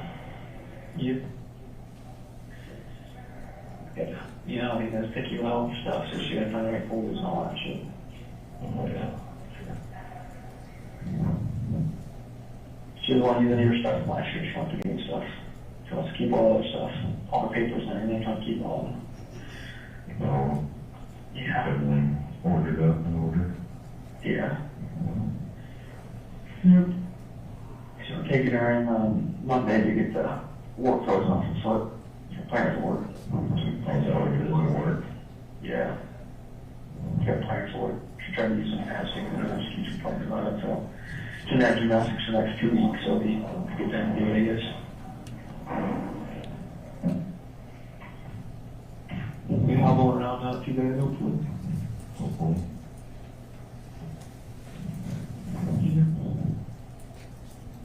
You end up getting your books last night? Yeah, I got them, the other night. What was last night? Man, what was last night? I brought them too late last night. Good. Yeah.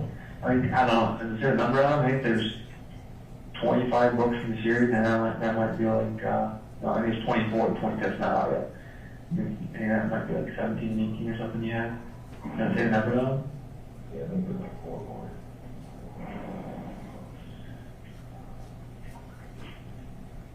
So it seems like the later ones have got better books. What's that? The last couple of them have used better books. Yeah, the last one's a lot better.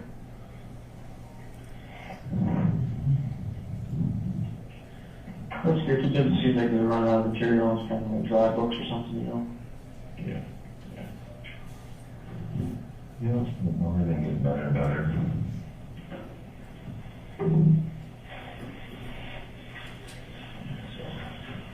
So I was just, I'm not excited to be this one here, but I figured I'd better tell you until you see it on here or something, man. What the fuck? Yeah, great. Let's just see what's going on here again. I don't know. Yeah. More shit. Yeah. But, did up the Shawns, we're supposed to have a meeting on Tuesday with Shawns, me and you. And then on, I think Wednesday, they're going to do a mediation, so it'll take all day, I'm assuming, to try to settle, the state. That's what they said, so. I don't know. So, we'll see how that goes, I guess. Yeah.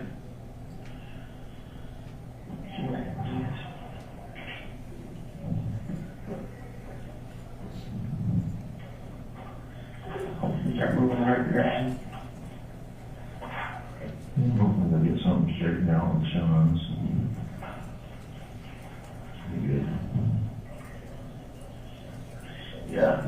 better not to worry about all this probate shit, just be done with it and focus on the actual trial and get that shit taken care of. Right. Like 17 different battles at once all the time, you know? There's something on there, okay. We're approximately 8 minutes and 40 seconds into that phone call. Is there anything additional that's discussed on there, to the best of your knowledge, about that tank? No. Do you want the rest of that audio played? Yes, I do. Thank you.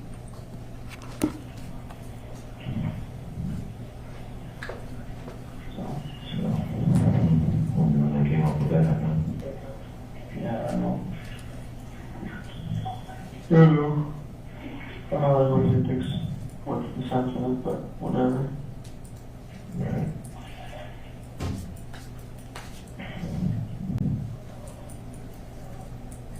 So the back search and home there too, or?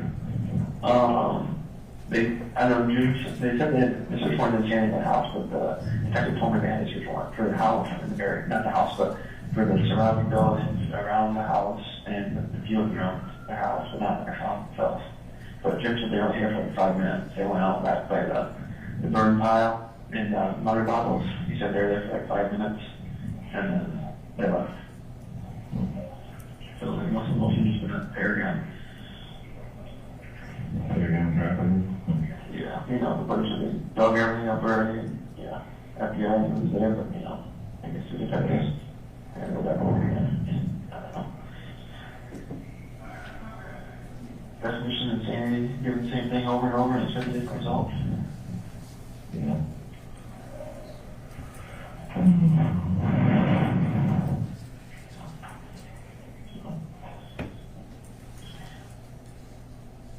Hopefully they has a good time with them. This is food. Sure, I think. Oh, yeah, you good, I guess.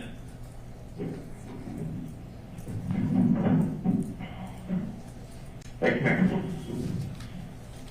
where you yeah. Well, you said he's like your lap, so now he wants to play with her. Let's play. Yeah.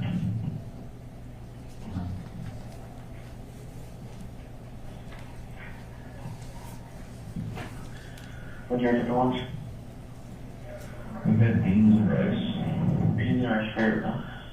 Yeah, my favorite, yeah, beans and rice. Ready? From here. Yeah, undercooked beans and rice, I think that. Undercooked, a little tough, are they? Yeah.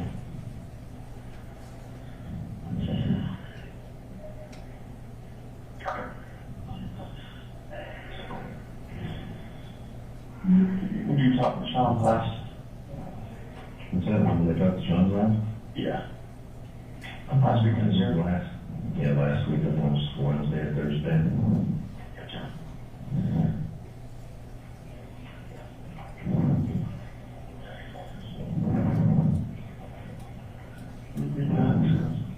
Spend all day, all week. I want to go. That's what I did mediation for anything that's guardianship shit. I didn't go on the phone for 4 or 5 hours and I didn't do anything.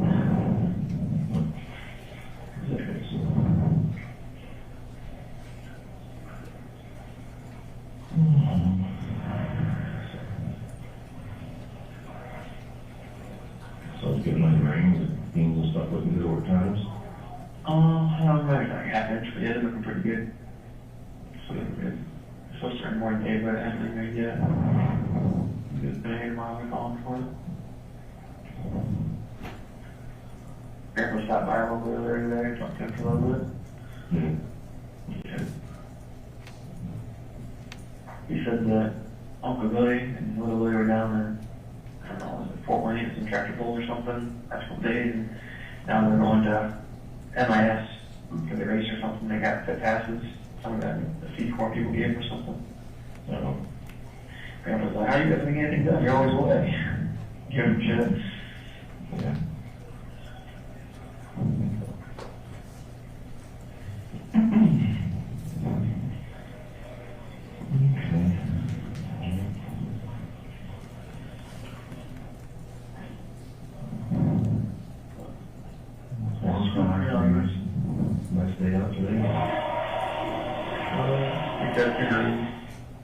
right now. Rain's a little bit earlier, but not much. It's supposed to rain more, I think. Yeah.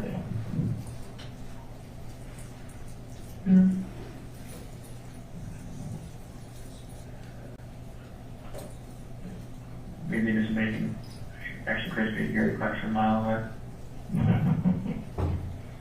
Where's your legs go? Yeah.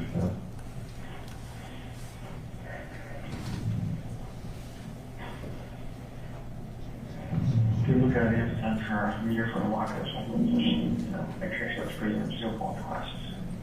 Should look at. Looking for a mirror for a locker, Oh, yeah. school locker.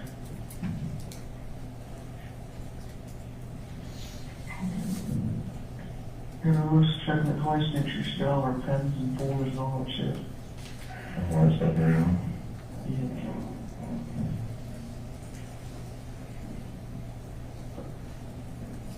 You guys watching the movie today, Ed? Started watching a little bit this morning, but, got getting kicked out, that phone call's going in, so. Yeah, but Yeah, gave up. does the tablets not work at all from 6 to 8? Yeah, they don't work at all from 6 to 8 at night. I'm not sure. I figured that'd be a good time to watch it. If like, no calls are allowed to come in then, but Yeah, they haven't shut off then, so. gotcha. Good.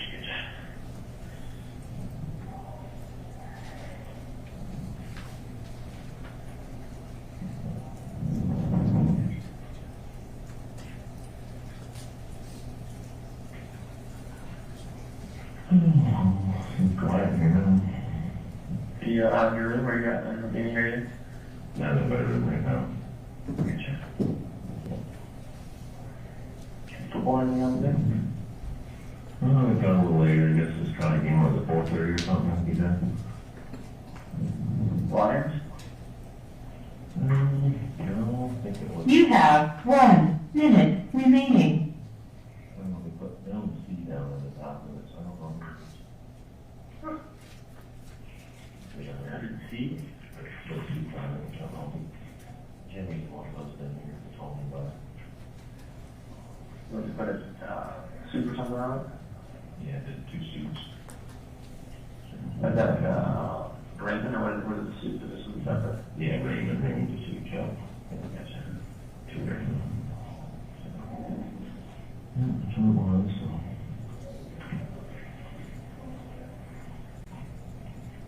So you win something, want something, lose something? Yeah, so it goes.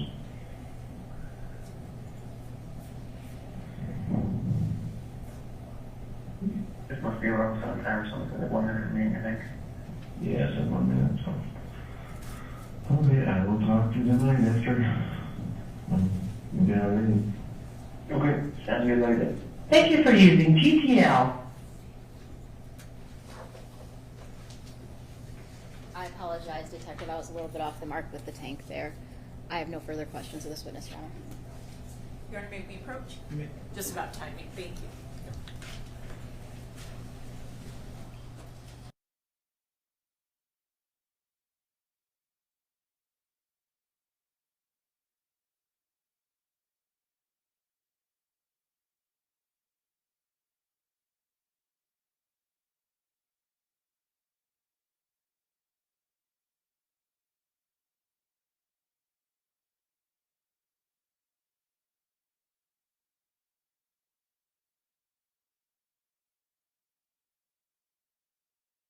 We did not have a break to use the restroom this morning, so what we're going to do is just kind of break early now because we have a natural break in the testimony.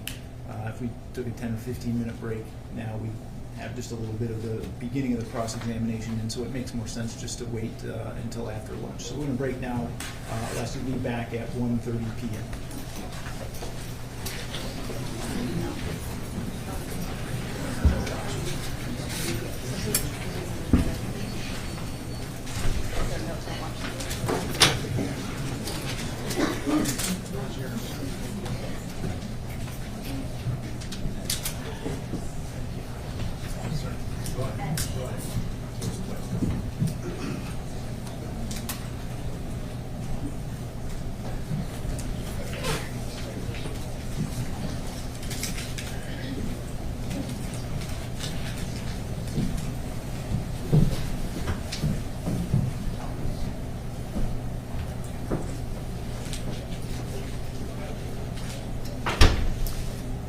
Great, thank you. You can be seated. I do have several questions from the jurors. I don't know if you want to actually have a chance to take a moment, if you want to, maybe we can meet in chambers and look those over. Would you like us to meet now? Uh, Or before the second session, the afternoon session? Why don't you take 5 or 10 minutes and then congregate back here, then we meet then. Great, that's what I was hoping you were going to say. I think Ms. Weisar and Mr. McCready and I are all of like mind on that one. Okay, great, thank you, Your Honor. All right. We'll be in recess then. Thank you. Thank you.